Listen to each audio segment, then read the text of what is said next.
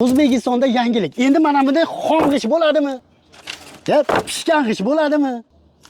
Mana bunday beton bo'ladimi? Usta akalarimiz mana shunday g'ijir qumlardan mana shunaqangi zo'r suvoqlarni qilib berishar ekan. 2026-yilda suvoq narxlari nech pul bo'lyapti deganlarga Farg'onaning yangi qo'rg'onidan usta akalarimiz Farg'onaning Uchko'priga zo'r qilib suvoqni qilib beribdi. 1 metr kvadratini ohakli bo'ladimi, sementovoy bo'ladimi farqi yo'q. 1 kvadrati 35 mingdan suvoq bergan. Agar ikkinchi etaj bo'ladigan bo'lsa 1 metr kvadrati 40 ming so'mdan bo'lar ekan.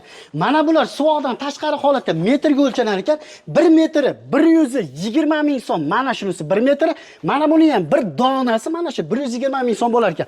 Undan tashqari tevaga qilingan katta 30 santimetrdan katta tevagalarimizda 1 metri 140 ming so'mdan boshlanar ekan. Suvoqlarni zo'r qilib berishar ekan. Eng qizig'i akalar tashqariga sementovoy qilib berishar ekan. Zo'r qilib tashqariga namga chidamli, ichkari issiq bo'lsin deb ohakli qilib berishar ekan. Narxlari atiga 35 mingdan 40 minggacha O'zbekiston bo'ylab aloqaga chiqaverasizlar.